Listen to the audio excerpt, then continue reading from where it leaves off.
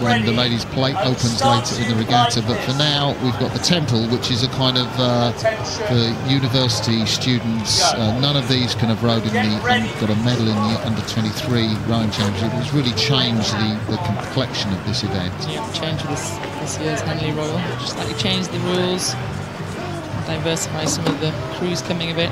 I'd imagine I'm going to call Washington for this race. Yeah, well, I don't think that's a surprise, and I would agree with you very close. Real jump on the start there from Sam, had it in the stroke seat, and that is a moving takeoff. I'd say Washington have got out to a lead there straight away. Over the shoulders, I like this horizontal rowing. Sorry, I called him wrong there. That's Sean Kelly, and the reason that I say Sean Kelly is the only survivor from that Washington 8 in the ARAs, and he rode in the 2 seat of that crew, and he's come into the stroke seat, and you can see really he jumped them off the start, and the rest of them behind are the guys from the Washington second class T8. So they've come into this crew for the Temple Challenge Cup. Very relaxed up top. I like that. There's a lot going down in the water, but up top you see their shoulders look very relaxed. They're not moving upwards to the sky, they're just staying low. And really applying that power well to this boat, putting all the power into the boat rather than up into the body. Brookes crew must have blasted off the start, but it's a big gap that they've opened out, the Huskies, isn't it? Look at that. Yeah, they've got some clear water now. As we said before, this is technically the C boat from Brookes, so they're doing a good job to be in this event. Washington. Not been completely kicked out the back door by this Washington boat just yet. The one thing I will say about Brookes is they are tough people, and I've rowed with lots of the Brookes contingent before, and I know they're tough, and they'll be giving it their all right through this race. The training program there, I know, we say this as commentators, but it's very competitive, isn't it? It's very sort of racing pairs, racing fours, racing eights, and it's a very snappy rhythm. They row with these kind of big blades on the end, skinny blades, skinny shafts, but big blades, and so it makes you tough. And lads go there, women go there because they know they've got a great rowing program. I think racing is the key thing you mentioned there, and I know a lot of Brookes people, they are mad for the racing, and they train hard because they go out and pretty much race each other down there and stretch the Thames most of the time. So Olivia Carnegie-Brown sat in front of me in Rio, and she was a very tough Brookes girl and just wanted to have a race really, so great university. So we're looking at the back of well, we're not actually.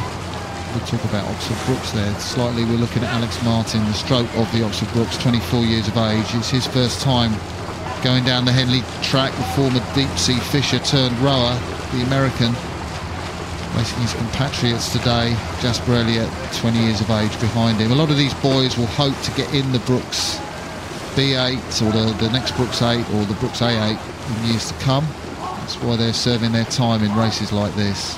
But that's the back, Jess, of Alexander Volmer, who's a junior world champion from the 8 in 2014. So, I mean, the quality of this Washington crew, they do go out and recruit, don't they, all over the world. Yeah, they've got a lot of medalists in there from junior worlds and 23 worlds. They're obviously experienced at going down this course, and they've got a good programme.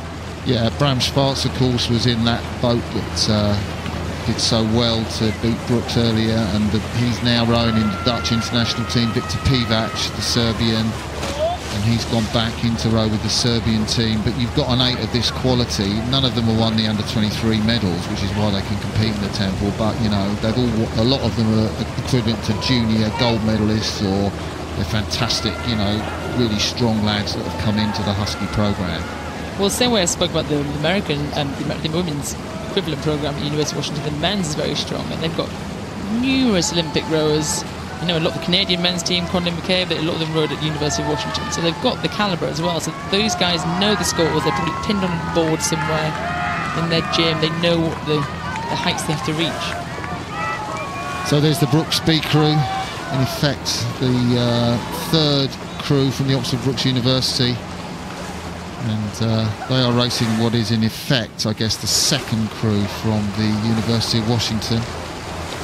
Quite the close race between the first crew of Oxford Brookes and Washington, which was really only a third of a length when Oxford Brookes went over there to race them in May. But if any of you are looking at the Washington crew, that beautiful fluid rhythm on the left of your picture, all in white.